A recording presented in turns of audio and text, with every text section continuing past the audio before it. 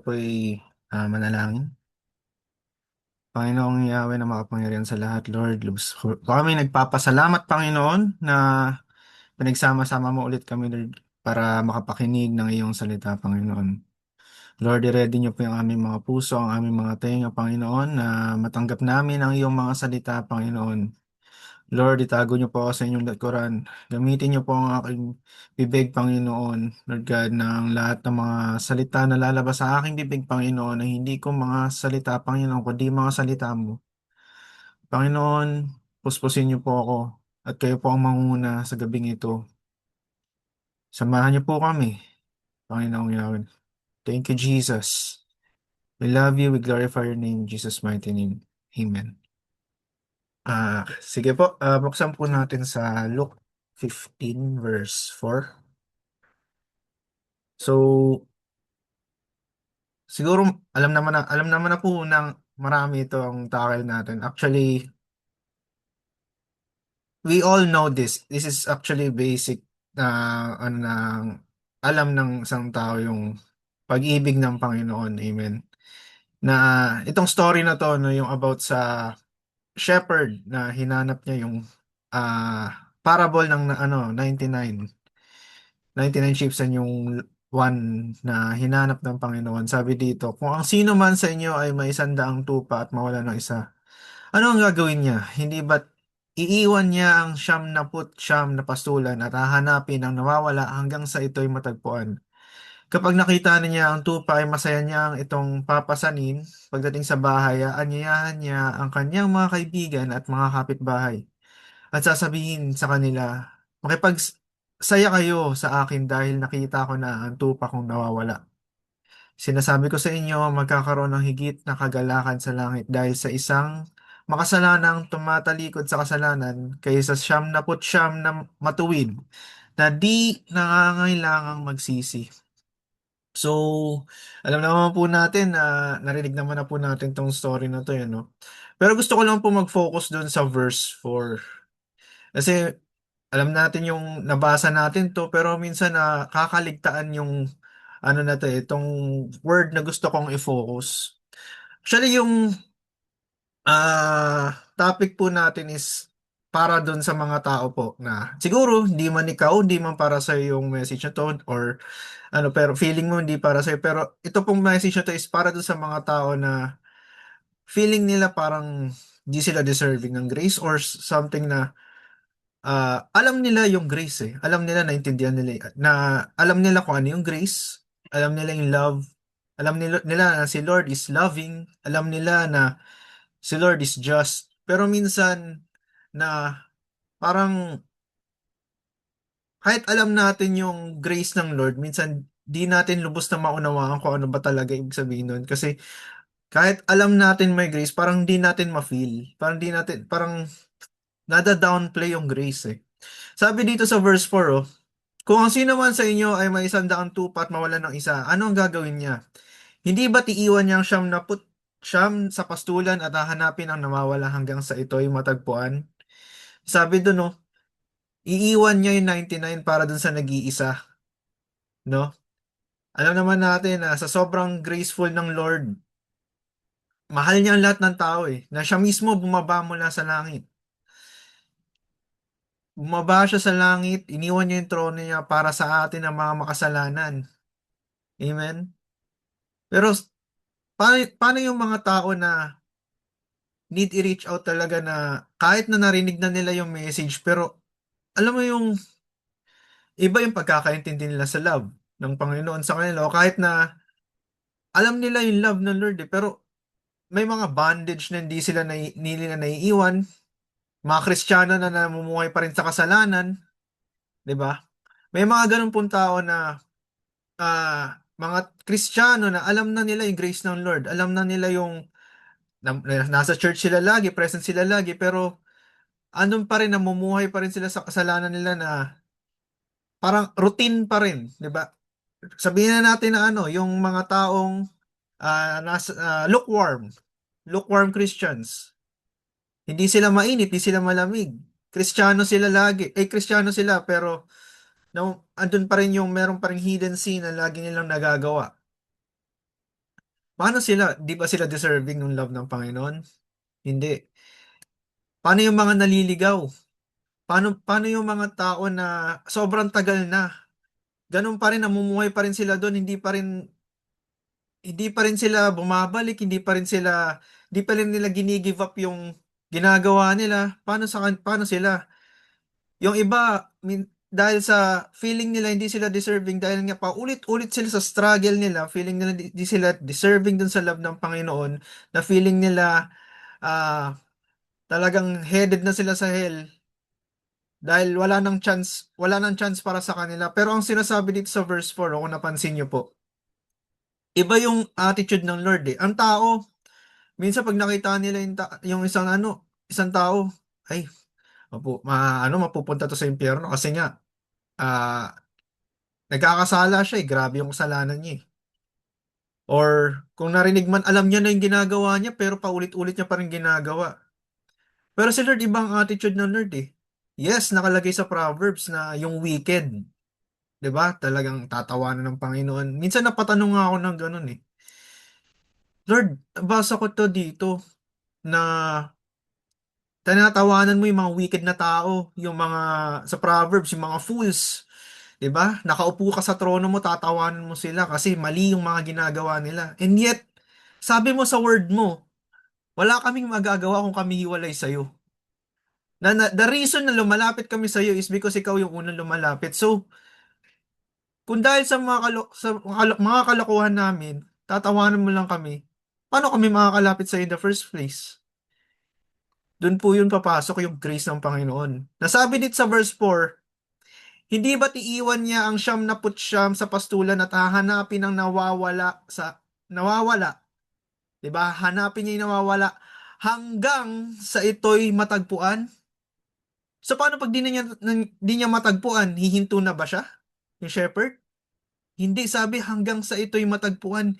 Yung shepherd, mga kapatid, kahit palayo ng palayo ng palayo ng palayo, yung sheep na yon kahit saan siya magpunta, yung shepherd, hinahanap siya. Amen? Ito po yung grace ng Panginoon. Kaya lang minsan, di natin, maraming tao na nadidistort itong grace na to. Merong mga tao na na-abuse yung grace na, patatawarin naman ako ng Panginoon eh. 'Di ba? Graceful naman ng Lord eh. Na-abuse nila, na ginagawa nila yung kasalanan. Yun yung mga sinners na yun na paulit-ulit nila ginagawa yung kasalanan nila dahil alam nila patatawarin sila ng Lord eh. Pero ito pong message natin is para dun sa mga tao na feeling nila wala na silang forgiveness. Na kahit alam nilang loving ang Lord, nahihiya silang lumapit kasi nga, Lord, masyado akong forgiving, nahihiya ako. Yung mga tao na nada-downplay yung grace, natatakot lumapit sa Panginoon kasi alam nila na yung kasalanan nila, dahil paulit-ulit nilang nagagawa nang humingi sila ng tawad, tapos biglang nagkasala na naman sila, humingi sila ng tawad, nagkasala na naman sila, paulit-ulit cycle na lang na nahihiya na silang lumapit sa Panginoon. Feeling lang di sila deserving kasi bakit? Yung hiningi nila ng tawad, ginawa ulit nila. Na ando na sa heart nila parang, ano ba to, paulit-ulit na lang, may pagbabago pa ba? Na parang gusto mo na mag-give up? Kasi paulit-ulit na lang na same cycle, struggle ng sin na ano ba to? Hindi ko na alam ang gagawin ko. Hindi ako makalapit sa Lord. Lalapit man ako sa Lord. Hihingi ako ng tawad ngayon. Lumuhod ako ngayon. Iiyak ko ngayon. Tapos mamaya gagawin ko na naman. Diba? Paano sila? Di ba sila deserving? Sabi ng Lord, hinahanap sila ng Panginoon hanggang sa matagpuan sila.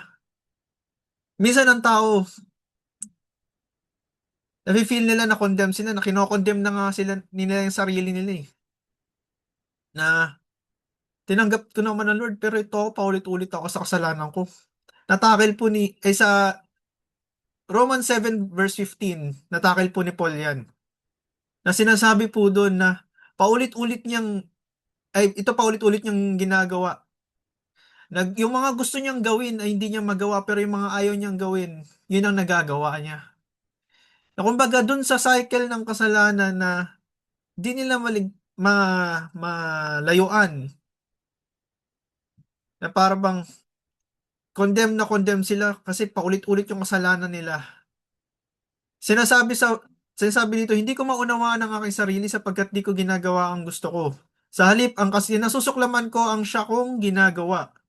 So, kumbaga yun na nga, paulit-ulit siya sa sin na ginagawa niya, na yung nakasanayan niya, 'di ba, bago siya nakatanggap sa Panginoon, masaya niyang tinanggap ang Panginoon.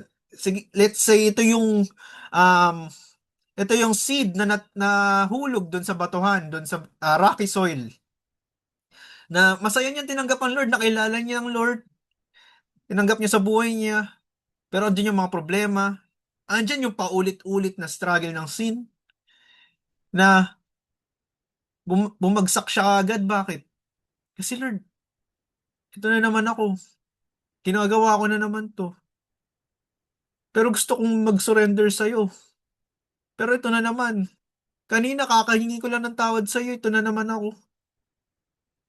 Alam mo yung feeling dun sa tao na yun na hindi siya, hindi niya maramdaman yung, ano na yung love na, or rather, mali. Hindi niya na maramdaman yung, yun nga, hindi niya na maramdaman yung love kasi nga, naharangan na nung condemnation niya sa sarili niya. Na masyado ng clouded kasi nga, dahil dun sa paulit-ulit na sin. And dahil sa paulit-ulit na sin, andun yung shame, andun yung guilt. Na dahil dun sa shame at guilt, hindi siya makalapit sa Panginoon. No? Yung humaharang sa atin yung sin na yun, pero paano nga sila, di ba? Ang kailangan nilang maintindihan, ang kailangan natin maintindihan is yung tindi ng pag-ibig ng Panginoon na simula pa nung una, 'di ba? Wala naman po talagang deserving. Kailangan maintindihan natin na sa sobrang tindi ng pag-ibig ng Panginoon, walang limitasyon ng pag-ibig ng Panginoon kahit na anong takbo ang gawin mo, kahit na paulit-ulit kang magkamali, magkasala, mahal ka pa rin ng Panginoon. Yung desire ng Panginoon na iligtas ka kahit hindi mo pa siya mahal. Di ba nga po sa Romans 5 verse 8 na dinemonstrate niya yung kanyang pag-ibig na while we were still sinners, Christ died for us. How the Lord demonstrated His great love for us. Na yung kasalanan na, ay yung parusa na dapat sa atin na dapat tayo nakapako sa krus. Tinanggap ng Panginoon lahat. 39 lashes, di ba? Yung koronang tinik, lahat yun tinanggap ng Panginoon dahil tayo nasa isip niya. Sabi sa John 3:17, dumating ang Panginoon hindi para hatulan ang mundo, kundi para iligtas ito sa pamamagitan niya. 'Di ba po? Sa yan, sinugo ng Diyos ang kanyang anak hindi upang hatulang maparusahan ang mga tao, kundi upang iligtas ang mga ito sa pamamagitan niya. So ito para lang ba to dun sa mga sumusunod agad? Para lang ba to dun sa mga naka-receive agad? Paano yung mga tao na yung word nalaglag doon sa asfalto, doon sa road na tinukalang ni Satanas? Paano yung mga nalaglag doon sa rocky road, sa rocky soil? Yung mga nasa thorny soil, di na ba sila maliligtas? Wala na ba silang chance? Na minsan naiisip natin, Lord, ako tong taong to eh. Ako yung binabanggit mong fool dito sa Proverbs.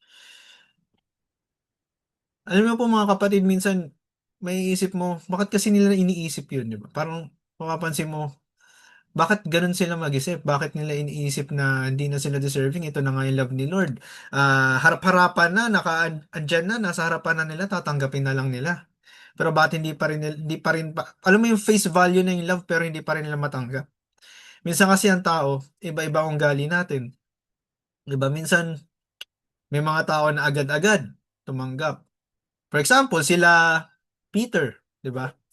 Sila Peter nung tinawag sila ng Panginoon, agad-agad nilang iniwan yung mga nets nila at sumunod, pangkabuhay, yung buhay nila at sumunod sila sa Panginoon. Pero along the way kasama nila ang Panginoon, ilang beses din silang nadapa. Si Peter nga po tumakbo sa Panginoon, di ba? Kasi sa sobrang guilt na nagawa niya. Pero ang Panginoon, Lumapit pa rin siya kay Peter. Alam niya yung guilt ni Peter eh. Pero hindi siya huminto. Hindi yung dahil may guilt siya sa puso niya na hindi siya makalapit sa Panginoon eh. Iniinayaan niya na lang na gano'n, hindi. Nung nagkausap sila, tinanong niya si Peter, mahal mo ba ako? Yes, Lord, mahal kita.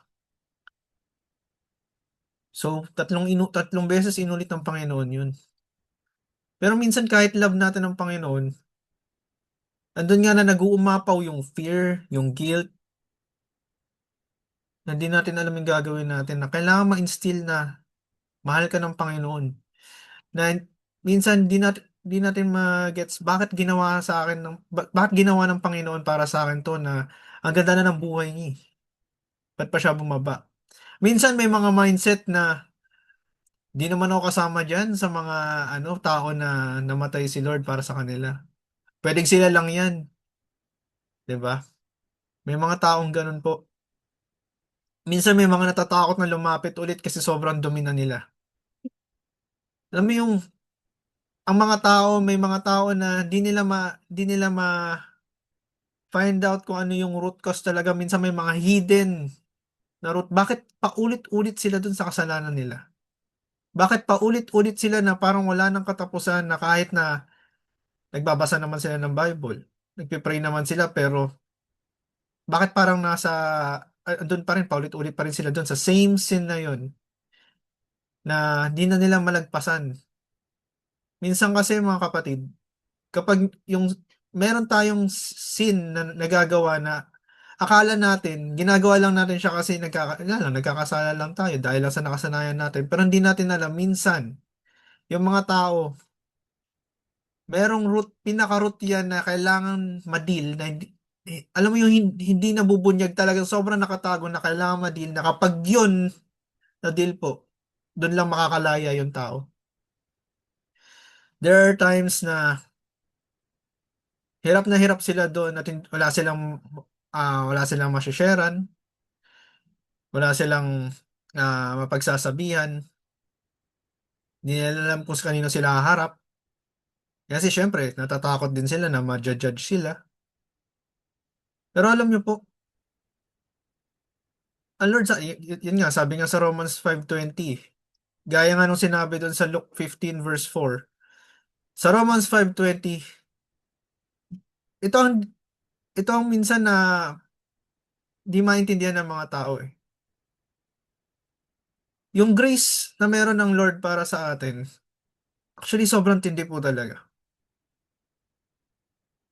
Minsan, ang isang tao natatakot na lumapit sa Panginoon, natatakot dahil sa paulit-ulit niyang kasalanan dahil alam niya na just din ang Lord. Yes, the Lord is loving and the Lord is just. And we know na kung ano yung mga nangyari sa mga tao sa Old Testament. Na sa sobrang tindi ng kasalanan nila, andun yung kaparusahan. Na to the point na pinapili pa nga sila ng Lord. Ano bang gusto nyo? Blessing o curse? Yes, the Lord is just. Pero kung iisipin nyo po, kung babasahin nyo na paulit-ulit at iintindihin nyo yung Bible, bago yung parusa, minsan kasi nakafocus dun sa parusa. Minsan kasi na-focus dun sa punishment, na parang di ka na makagalaw. Minsan, paralyzed ka na, hindi mo na alam gagawin mo, na natatakot ka nang lumapit, or lalapit ka lang kasi natatakot ka dun sa punishment. Hindi na dahil sa fueled ka na dahil dun sa love yung love ng Lord ang dahilan ba't ka lumalapit. Minsan, nahihirapan kasi, paulit-ulit na lang, yun nga, paulit-ulit na lang yung kasalanan na feeling mo parurusahan ka kasi, nagkasala na naman tong anak ko. Nanay, ayoko na. Parurusahan na kita doon ka sa impyerno. Minsan ganun ang mindset ng tao eh. Na nada-downplay yung grace ng Lord. Minsan, yun yung nasa isip nila na to sobrang dumi nila,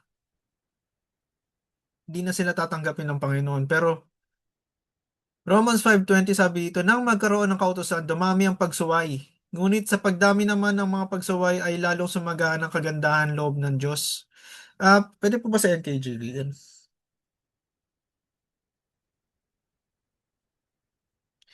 Moreover, the law entered that the offense might abound, but where sin abounded, grace abounded much more. Grabe yung grasya ng Panginoon. Kung saan mas maraming makasalanan, doon mas lalong mas matindi yung grace ng Panginoon. The more na nagkakasala ka, the more na sinisik out ka ng Panginoon. Pero minsan, itong verse na to na distort ng kaaway, na ang sinasabi, ito nga po yung ina-abuse yung grace na, ay gano'n naman pala eh. Pwede naman pala ako magkasala lagi kasi andun yung grace ng Lord, mas mahal naman ako ng Panginoon. Hindi po. Actually, the next chapter niyan, sige po, Romans 6, sabi nga dun, what shall we say then? Shall we continue in sin that grace may abound? Hindi porke grace, andun yung grace sa kapag nasa kasalanan ka. Eh, parang ticket na yun para magkasala tayo lalo. Hindi. Doon naabuso yung grace, pero minsan nada-downplay din yung grace na yung para hindi maabuso, minsan nakafocus tayo doon sa punishment. Nakakalimutan na natin yung grace ng Panginoon, kung gaano ka-loving yung Panginoon. Minsan nahiya nga sila lumapit kasi ang dumi-dumi nila. Kung aalalahanin po natin sa Luke 15, verse 16, or sige, try natin sa 14, sa RTPV po. Alam naman po natin to sa prodigal son, no? So, yun na nga yung anak na bunso na ninustay niya yung yung parte niya dun sa parte niya dun sa mana. Naubos niya na tapos nagkaroon ng matinding tagutom, no? Sige, punta muna tayo sa 18 nga, 18 po. 18 ba yun? Ay, sige, basahin na lang po natin mula dun sa sa 14. 14 ba yun? So, yun na nga. Nang maubos na ito, nagkaroon ng matinding tagutom sa lupaing iyon, kaya't siya ay nagsimulang maghirap na masukan siya sa isang taga roon at siya ay pinagtrabaho nito sa isang babuyan. Sa tindi ng kanyang gutom at dahil sa wala namang nagbibigay sa kanya ng pagkain, halos kainin na niya ang mga bungang kahoy na kinakain ng mga baboy. Ngunit, napag-isip-isip niya, no? So, yun na nga po. Yung bunso, so ito nga po yung mga nandun sa namuhay sa kasalanan, paulit-ulit sa kasalanan, na yun na nga yung naging effect ng kasalanan. Hindi nila alam, they have been enslaved by their sins, na hirap na sila pero paulit-ulit pa rin sila sa kasalanan kasi yun yung alam nila na comfort eh. Pero hindi nila alam, unti-unti silang kinakain ng kasalanan nila, binabagsak sila. So ito na nga po yun, na nagkaroon ng matinding taggutom, naubos na yung pera niya dahil sa mga kasalanan na gawa niya, naubos niya yung pera niya, yung addiction niya, yung mga layon, yung mga pinaggagawa niya, na ngayon namuhay siya bilang tagapagpakain ng baboy. Ito po, nagtrabaho siya para may makain, and yet kahit yung trabaho niya wala siyang nasasweldo, and wala ring pinapakain sa kanya. To the point na kinakain niya na yung pagkain ng baboy, no? Pero imagine niyo po ito, ito nga po, ito natural response kasi talaga ng tao to eh. Ang tao po maghahanap talaga ng comfort, no? Kapag di ka na comfortable doon sa lugar kung nasaan ka, maghahanap ka ng comfort sa iba. Ngayon, kapag hindi ka comfortable sa comfort zone mo, lalabas ka talaga. Pero hanggat comfortable ka doon sa comfort zone mo, hindi ka lalabas.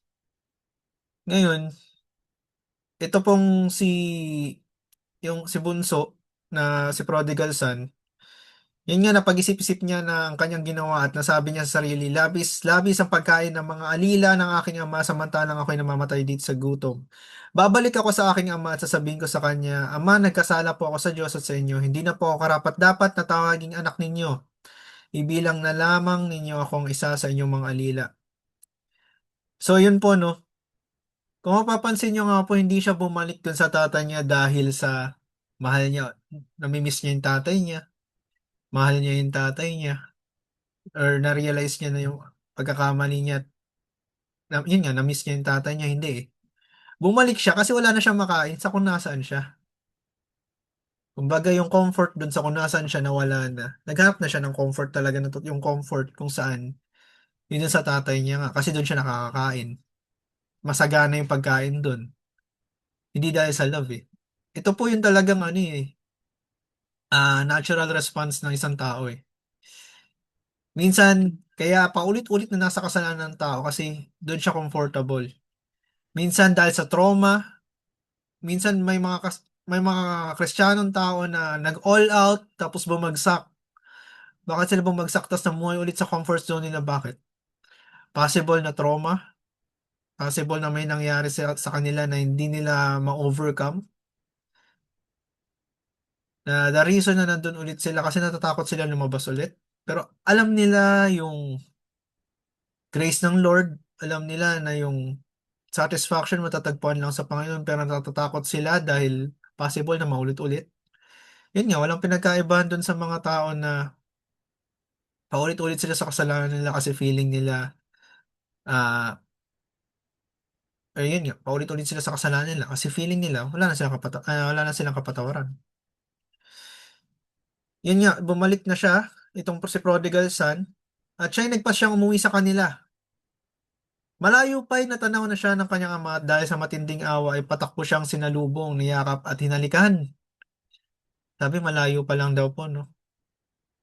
Hindi yung nung nakita niya yung anak niya, oh, ang dumi-dumi mo, maligo ka muna bago mo ko yakapin. Hindi. Niyakap niya yung anak niya sa karumihan niya.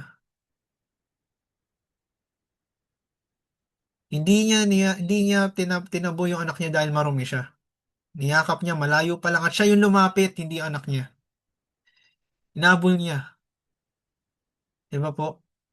So, minsan may mga tao na feeling nila kailangan nila maging malinis muna bago lumapit sa Panginoon. Minsan kailangan nilang isuko muna ang lahat bago sila lumapit sa Panginoon.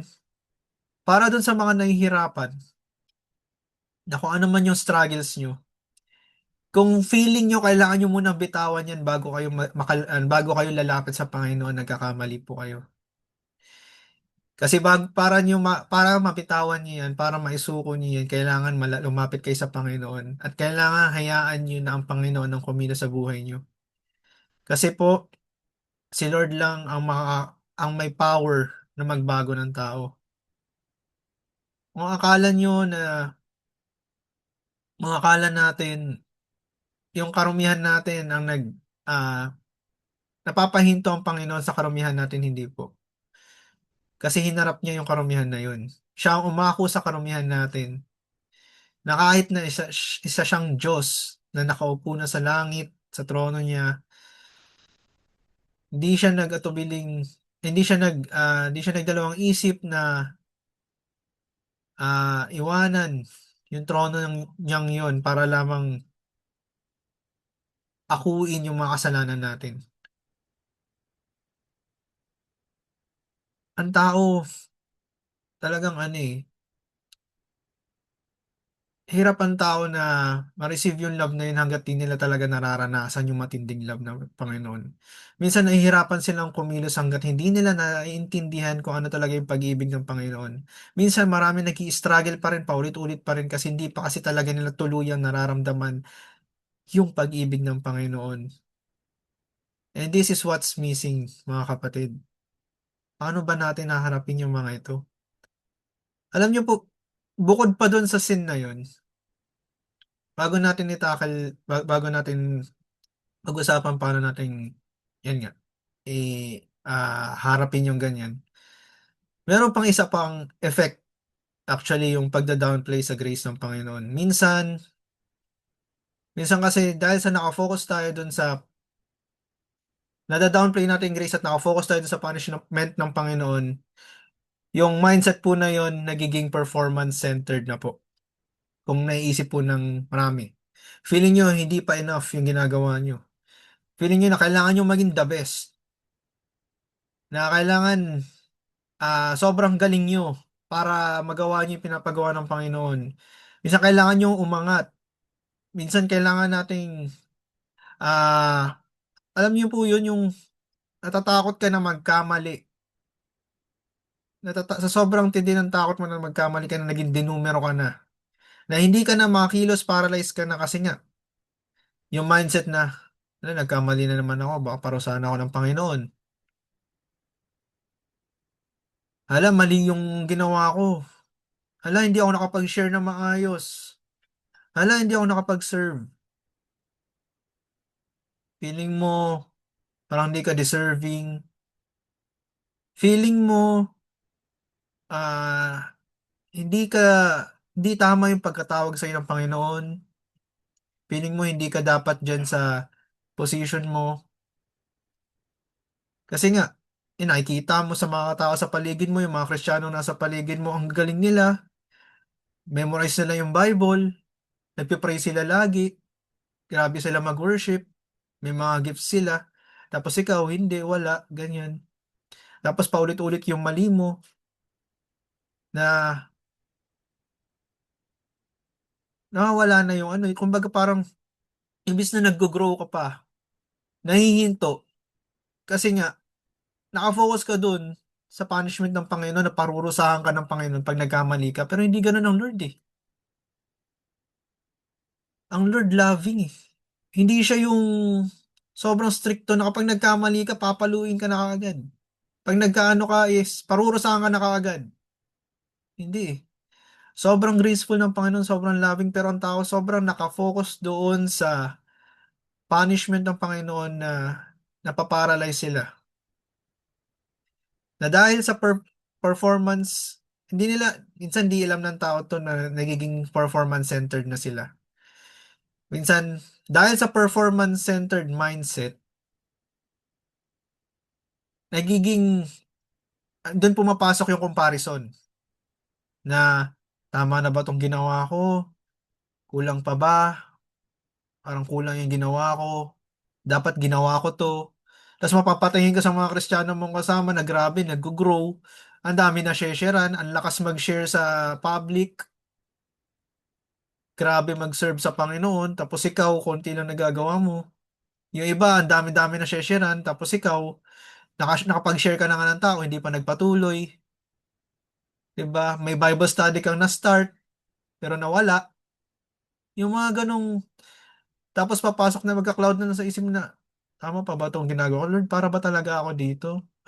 Ako lang ba to? Ikaw ba to? Ganyan. Kasi nga, na-compare mo na yung sarili mo sa success ng iba, sa walk nila sa Lord. Na feeling mo inferior ka, feeling mo hindi ka deserving, feeling mo yung pagkatawag sa'yo ng Panginoon hindi dapat sa'yo, na dapat di mo ginagawa yun kasi lagi na lang mali. Nakapag-share ka nga, yun nga. Pero wala naman nangyari.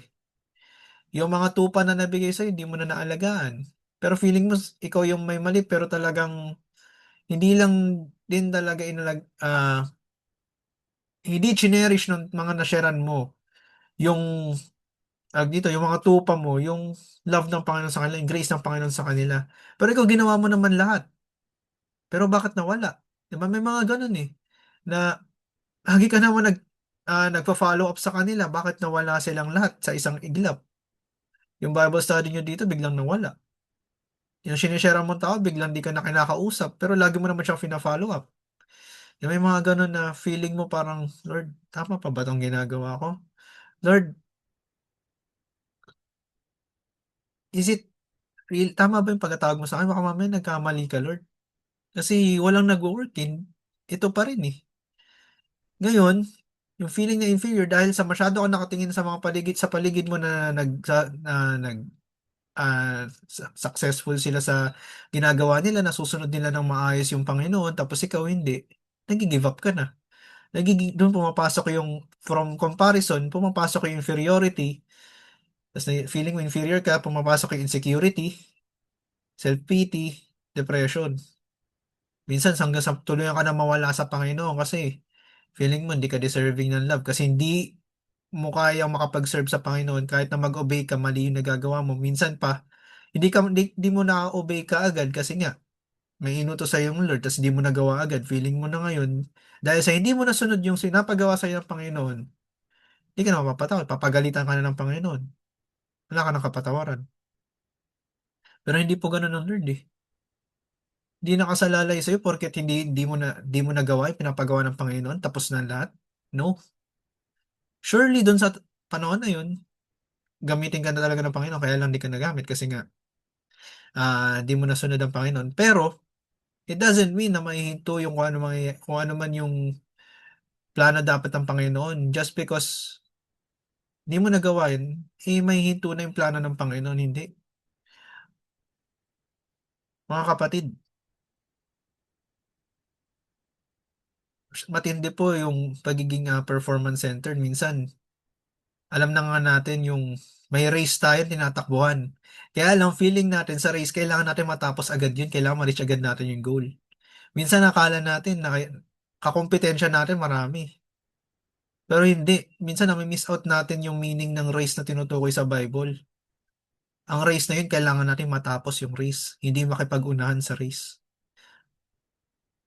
Minsan na nakafocus na nga tayo sa tao na mas magaling sila sa'yo, nakakalimutan natin. It's not about us. It's about the Lord. To the first place, di naman din nila magagawa yung mga nagagawa nila kung wala ang Lord. Pero dahil doon, minsan napapaisip na rin tayo, Lord, nandito ka pa ba sa akin? Kasi hindi ko nagagawa. Sino nagagawa nila? Mga kapatid, tandaan po natin, magkakaiba tayo ng walk sa Panginoon. Yung walk nila iba, iba rin yung walk ng Lord sa'yo. Unique tayo in the eyes of the Lord. Hindi porket mabilis sila nag-grow sa Panginoon, ine-expect mo ganun na rin ang Lord sa'yo, hindi po. Iba-iba tayo ng lakad sa Lord at alam ng Lord on how to deal with each and every one of us.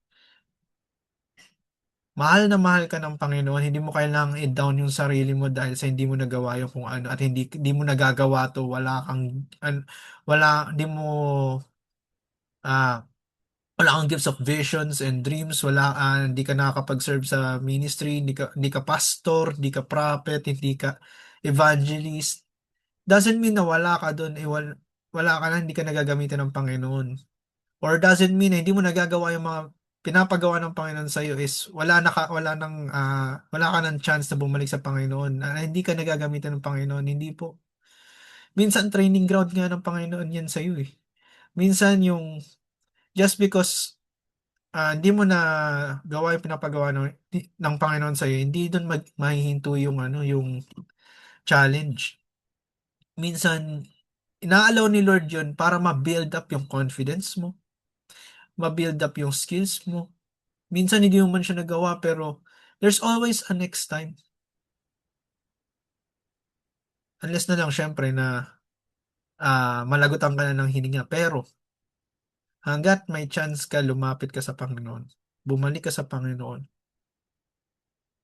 And for those na nag-struggle sa sin, mga kapatid, the Lord is the answer. Alam naman po natin yun. Na ang Lord na po ang lumalapit sa atin at nino-offer yung love niya. Yung forgiveness niya. Na kailangan lang po talaga natin is lumapit. Minsan nahihirapan ng tao kasi yun nga yung mga trauma nila. Pero minsan kailangan talaga nating iluhod ang lahat ng yun sa Panginoon kasi yun yung only way para makalaya tayo doon. Sabi nga doon sa 'di ba, going back doon sa performance-centered na heart.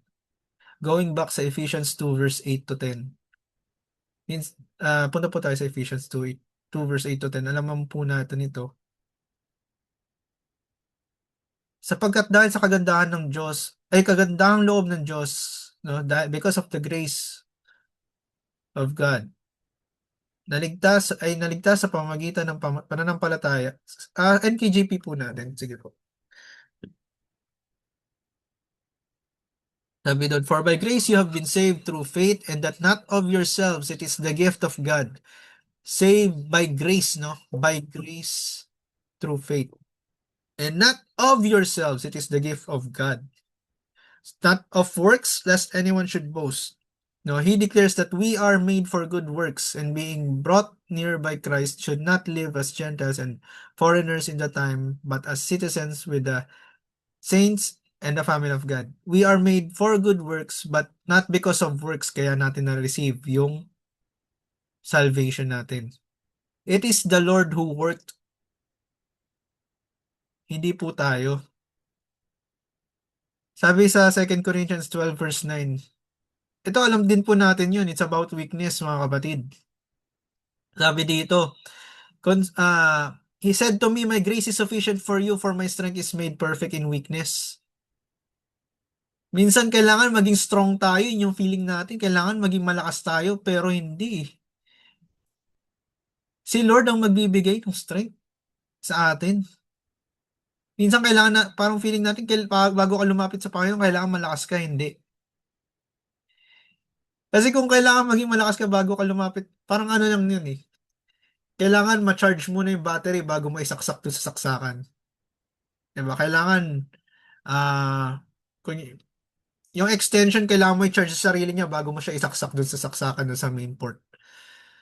Diba? Parang wala yung power. Saan ka makakuha ng strength kung bago ka lumapit sa Panginoon, dun sa source ng strength, kailangan maging malakas ka muna. It is by grace.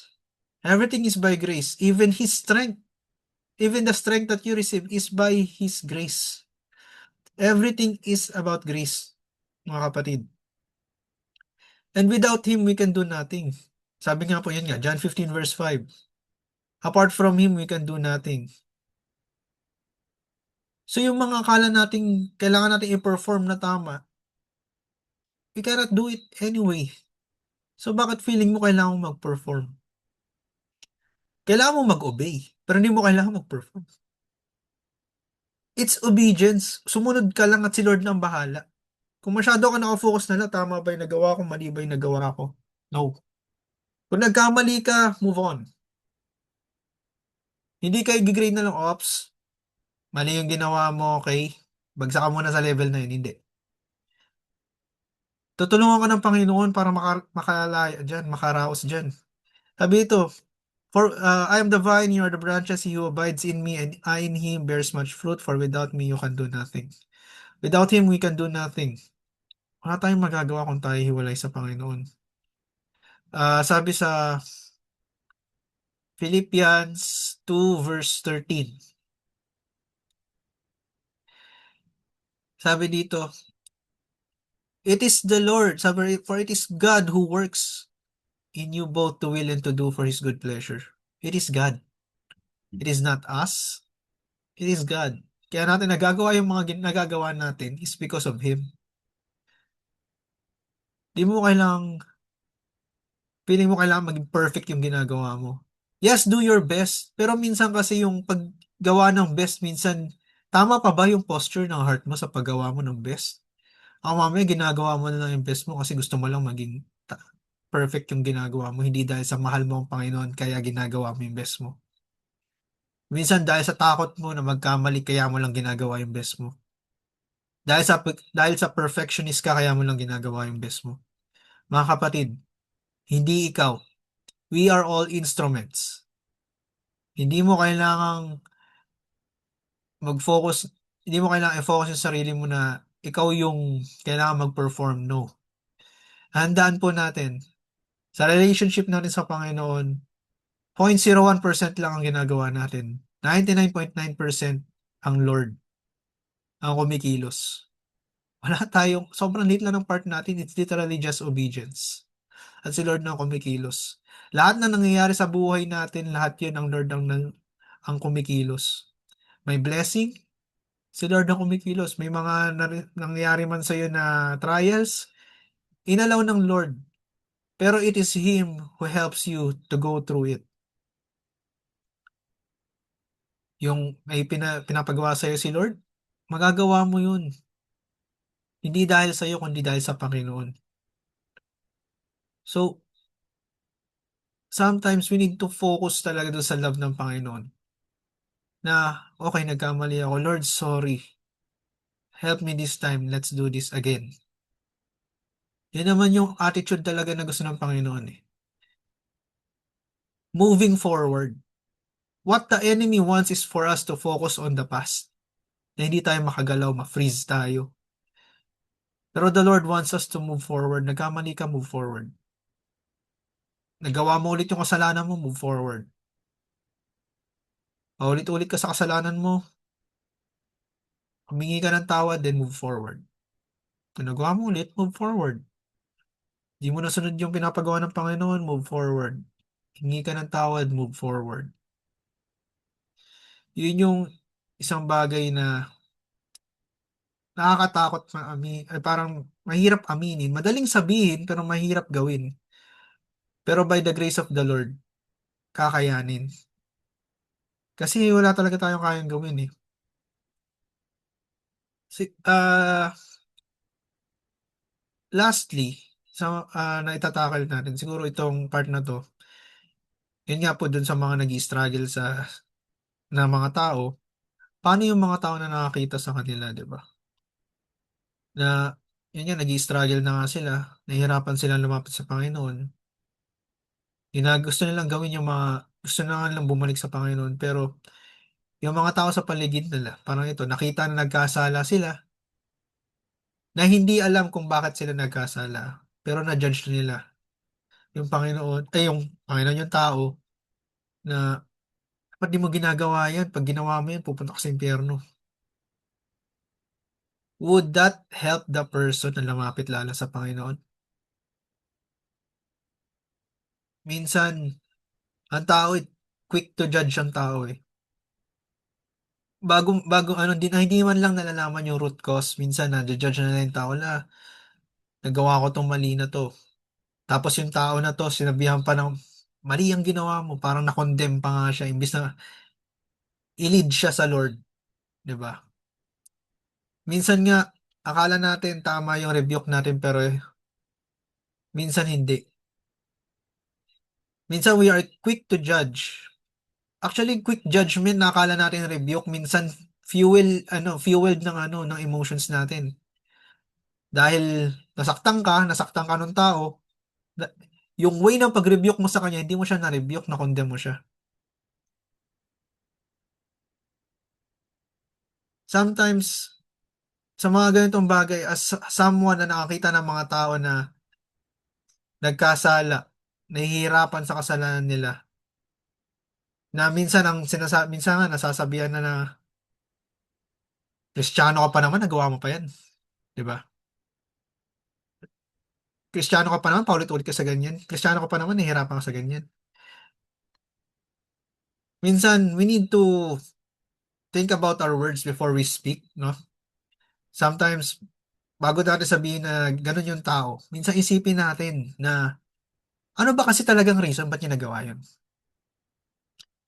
Minsan, sinasabihan natin na ito, nag-struggle siya dito sa isang bagay na to, na minagnify natin yung isang bagay na to, hindi natin alam, effect lang pala yun ng root cause. Na na-condemn mo na yung tao, minagnify mo, ito, ginagawa mo kasi yan, bitawan mo na yan, bitawan mo na yan. Pero hindi mo alam, hirap na hirap pala siya kasi merong root cause na kailangan ma-deal. Na dahil sa sinabihan mo siyang gawin yun, hirapan siya lalo, napalayo siya sa Panginoon. Minsan, akala natin nalilid natin yung tao sa Panginoon, pero mahirap na fino-force natin si Lord sa isang tao na mali eh. Mayroon kasing tinatawag na forcing them to Christ instead of leading them to Christ. Yung pray ka lang, sulat load mo lang. Actually, yun nga yung nabanggit ko kanina eh. Ako, aminado po ako sa ganito. Na pag may pinagdadaanan yung tao, pag-pray natin yan, pag-pray mo lang yan. Load mo lang yan sa Lord, lumapit ka lang sa Lord. Minsan yung mga ganun na akala mo nakaka-help sa tao, hindi po nakakatulong yun. Minsan kailangan talaga ng tao na makakausap ng maayos, yung talagang pwede niyang masharean about sa pinagdadaanan niya. Yung someone na talagang pwede niyang mailabas yung kailangan ilabas at pwedeng ma-deal yung paano mo kailangan ma-deal. Hindi yung nakita mo ito, sige, pag-pray lang natin yan. Hindi, pray ka lang. Minsan hindi mo nalilid yung tao sa Panginoon eh. Napapalayo mo pa sila kasi, ay, ganito pala itong mga to. Yung alam mo, hirap na siya, sige, magpe-pray ko lang. Depende kasi mga kapatid eh. Depende sa struggle ng tao, hindi natin alam. Pero hindi mo alam, hirap na sila, na kailangan nilang taong kausap, pero ang sinabihan mo lang siya na mag-pray lang siya. Minsan, yung kailangan niya ng helping hand, pero tinapik mo lang siya, hindi, pag-pray lang natin yan. Minsan, kailangan natin ilagay sa lugar yung mga words natin, no? Yun nga, yung the way rin natin yung minsan nakala natin rebuke, pero condemnation. Minsan, dahil yung gaya ng sabi ko kanina na quick judgment are sometimes induced by emotions, yung bigla ka mapapasabi ng pananagutan mo yan sa Diyos. Minsan, kailangan nating mag-slow down muna. Kunyari, may nakita kang isang tao na nagkamali. Bago mo ikwento sa ibang tao. Actually, wag mo ikwento sa ibang tao. Kausapin mo yung tao. Sometimes we need to, we need to slow down muna eh. Hala, nakagawa siya ng kasalanan. Hindi, slow down. Anong unang sinasabi ng Holy Spirit? Sabi sa James, di ba? Sa James 1 verse 18 or 19. Slow to speak, quick to listen, slow to speak, slow to anger. Anong sinasabi dito? Bago ka kumilos, slow down ka muna, tahimik ka muna. Bago ka magsalita, tahimik ka muna. Dito rin papasok yun nga yung mga quick judgment. Na bigla-bigla ka na nagsasalita ng mga bagay na di mo naman nanais. Siguro merong tama naman sana, kaya lang mali lang yung way ng pagsasalita mo. Dito rin papasok yun eh. Quick to listen na hinto ka muna anong sinasabi ng Holy Spirit, paano mo ito i-deal. Diba? Sabi dyan, no? So then, my beloved brethren, let every man be swift to hear, slow to speak, and slow to wrath. Hinto ka muna. Ano bang sinasabi ng Lord? Kailangan ba i-rebuke mo siya ng diretsahan? O kailangan malumanay mong kakausapin? Kasi mga kapatid, hindi mo makakatulong yung mataas na boses or yung matinding rebuke. Tataasan mo siya ng boses para yun yung way mo ng rebuke, maling-mali po yun. Proverbs 15 verse 1, ang malumanay na, sige, Proverbs 15 verse 1, yung ang malumanay na pagsalita, tama ba yun? Paki-RTPV na lang po. A soft answer turns away wrath. Yun nga. Ang malumanay na sagot, nakakapawi ng galit. No? So instead na yung sigawan mo siya, bulyawan mo siya, or sabihan mo siya ng mataas na boses na okay naman yung ano mo no, yung way ng pagsasalita mo, ay yung intention mo pero mali yung pagkaka-deliver mo, 'di ba? Instead na naidala mo siya sa Panginoon, basta pa siya napalayo. Yung kailangan isipin muna natin, tama ba 'tong gagawin ko? Tama ba 'to na malilid ko ba siya sa Lord? Or if force ko lang sa kanya si Lord? Madadala ko ba siya sa Lord? Paano ba natin malilid ang tao? In the first place, ano bang way ng Lord nung lumapit siya sa atin? Paano ba siya lumapit sa atin? By grace, by love. Colossians 4 verse 6, sabi doon, let your speech always be with grace, seasoned with salt. Sige, Colossians 4 verse 6. Sa English na NKJV. Sabi niya, let your speech always be with grace. So, yung same grace na pinapakita sa'yo ng Panginoon, kailangan, yun yung laman ng bibig mo. Yun yung laman ng dila mo. Season with salt that you may know how you ought to answer each one. Alam mo yun, para alam mo yun, dapat mo sabihin. Na tama yung sabihin mo, malumanay na sagot. With love. Kasi kung hindi po natin maayos na may deliver mga kapatid, may stumble po yung taong yun. Instead na malalapit natin sila sa Panginoon. Hindi po tama yung mindset na, mali yung hindi ko nakasalanan yun. Hindi po. Mali po yun. Na feeling nyo, ano ko naman siya, di niya ako pinakinggan. Nireview ko siya, di niya ako pinakinggan, mali niya na yun. Siya na yun, baala siya dun. Di po. Tandaan niyo po, sabi sa Luke 17 verse 1, 1 ba or 2? Yung mga tao na nagdadala, nagiging reason, nagiging stumbling block. Sabi niya, in verse 2, it would be better. Then he said to the disciples, it is impossible that no offenses should come, but woe to him through whom they do come. It would be better for him if a millstone were hung around his neck and he were thrown into the sea than that he should offend one of these little ones. So alam mo yun yung kapag ikaw may na-offend kang tao dahil sa way mo ng pagsasalita, dahil nagkamali ka ng pag-deliver, tapos inisip mo lang is, okay na yun, hayaan mo na. Bahala siya dun, hindi nga ako pinakinggan eh. Mga kapatid, pananagutan mo rin yun sa Panginoon. Yes, kasi isang kaluluwa nawala dahil sa'yo. Na-stumble siya. Dahil lang sa mali pag-deliver. Pero syempre, graceful ang Lord.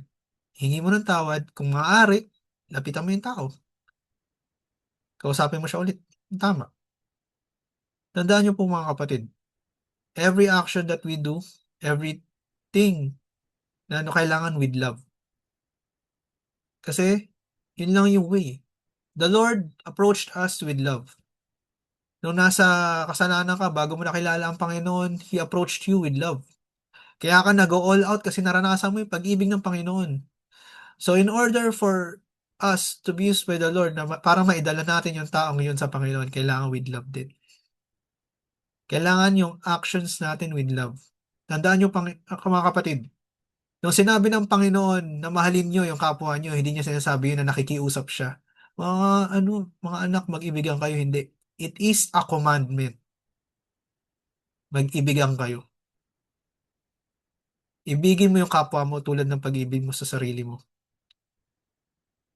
Always love your neighbor.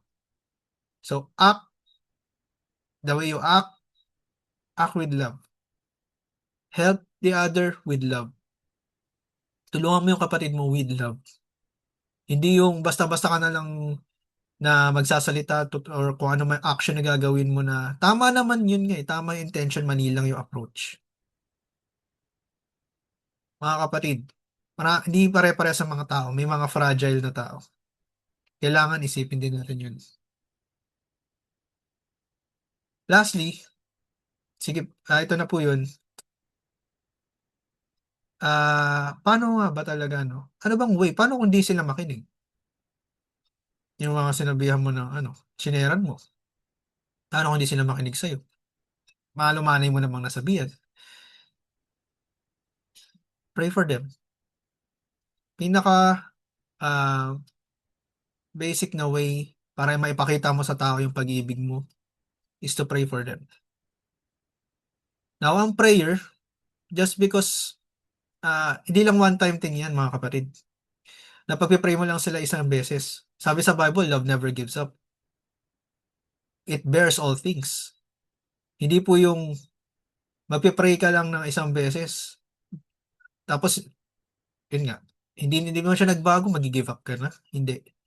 Pagpipray mo yung tao. Pagpipray mo yung tao pa ulit-ulit. Kaya, sige po, dito tayo magtatapos sa Luke 18:1. Alam po natin yung storya na to. Sa RTPV po. Isinalaysay ni Jesus ang isang talinhaga upang ituro sa kanila na dapat silang laging manalangin at huwag mawalan ng pag-asa. Sinabi niya, sa isang lungsod ay may isang hukom na walang takot sa Diyos at walang iginagalang na tao. Sa lungsod ding iyon ay may isang byuda. Lagi siyang pumupunta sa hukom at sinasabi, bigyan po ninyo ako ng katarungan sa aking usapin. Tinanggihan siya ng hukom sa loob ng mahabang panahon, ngunit nang magtagal ay sinabi ng hukom sa sarili, kahit ako'y walang takot sa Diyos at walang ginagalang na tao, ibibigay ko na ang katarungang hinihingi ng biyudang ito sapagkat lagi niya akong ginagambala at baka mainis pa ako sa kapupunta niya rito. Question, bakit paulit-ulit na lumalapit yung biyuda para sa usapin niya? Bakit ginawang example ng Panginoon itong passage na to? Para sabi dun sa verse 1 na, sige po, punta tayo sa verse 1. Sabi niya dun sa verse 1, no, na isinalaysay ni Jesus ang isang talinghaga upang ituro sa kanila na dapat silang laging manalangin. Na dapat lang ba natin tularan yung byuda na sa paglapit niya lagi dun sa dun sa judge para na wag tumigil? Yung po ba yun? May reason bakit lumalapit yung byuda Kasi gusto niya ng katarungan. Byuda So ibig sabihin, may reason bakit justisya hinahanap niya. Namatayan siya ng asawa. Hinahanap niya yung hustisya doon sa namatay niyang asawa. Hindi siya tumitigil kasi mahal na mahal niya yung asawa niya na yun. Na hindi siya tumitigil hangga't makuha niya, makamit niya yung hustisya para doon sa asawa niya na namatay. Mga kapatid, kung mahal talaga natin, kung may love talaga tayo, hindi tayo titigil sa pagpe-pray. Just because walang nangyayari doon sa tao doesn't mean you should stop praying. The moment you stop praying just because wala ka nakikitang pagbabago is the time na yung love mo sa taong yun na give up. Love never gives up.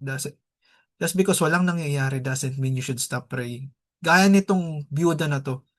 Hanggat hindi niya natatanggap yung usapin niya, hindi siya humihinto. Lagi niyang ginagambala yung judge.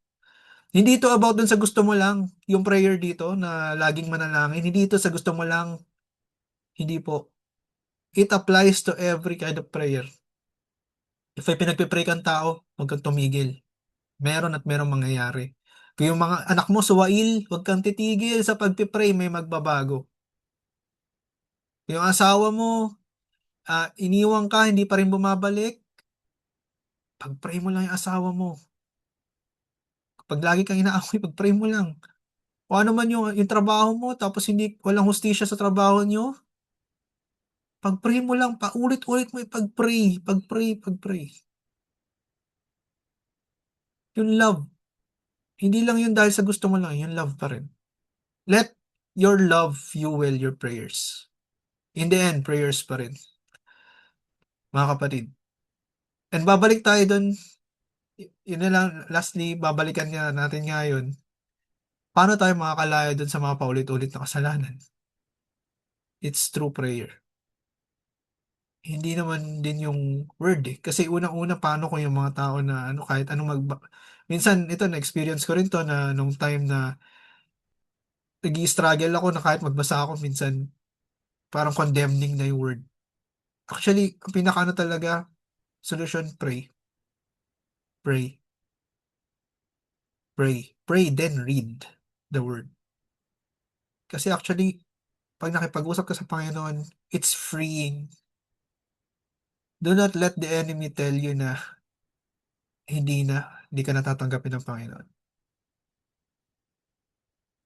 Yun na nga po. Mga kapatid, in the end, mag-end tayo dun sa prayer. Lumapit tayo sa Panginoon through prayer. Pray for others.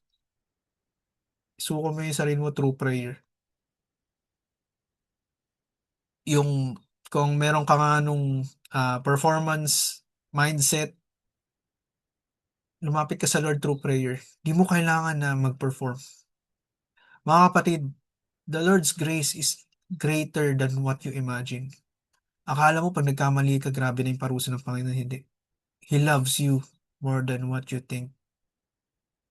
Sobrang deep ng love ng Lord.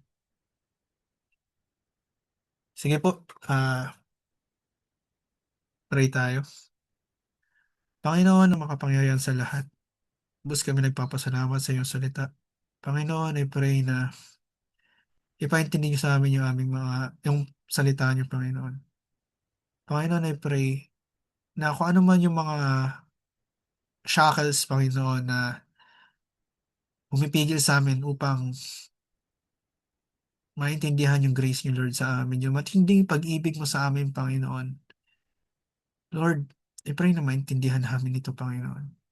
Na Lord, kung ano man yung humihinto sa amin, Panginoon, kung ano man yung trauma, kung ano man yung mga struggles namin, Lord, tulungan mo kami, Lord, na makalaya kami dito. Tulungan mo kami na makalapit sa inyo, Panginoon, na maayos. Tulungan mo kami, Lord God, na maisuko namin, Lord. Even yung mindset na kailangan namin mag-perform para makapaglingkod sa iyo, Lord, tulungan mo kami. Na magawa namin ng maayos, Panginoon, na makalapit sa iyo, Lord. For Lord, we cannot do anything apart from you. Kasi kung mindset namin is mag-perform ng tama, kami na yun, Lord. At wala ka ng part doon. Lord, kumilos ka po sa amin, Panginoon. Ayusin niyo po kami, Panginoon. Wala po kami magagawa kung kami hiwalay sa iyo. We are your vessels, Lord God. Just like a glove. Ang glove hindi makakagalaw by itself. Kailangan isuot sa kamay para makagalaw. Lord, we need you. Holy Spirit, we need you. Without you, we do not have power. Without your love, we do not have love. We love because you first love us. Tulungan mo rin po kami na i-display namin yung grace, yung love nyo sa ibang tao. Na hindi kami mag-act on impulse, but rather, Lord, we should think about these things first. Tulungan mo kami, Panginoon, na makakilos kami ng tama, Lord God, according sa gusto mo, Panginoon. Malaya ka pong kumilos sa puso't isipan namin. Work in us, work in our lives, Lord Jesus. Thank you, Panginoon. Binabalik ko po ang lahat ng kapurihan sa pangalan ni Jesus. Amen.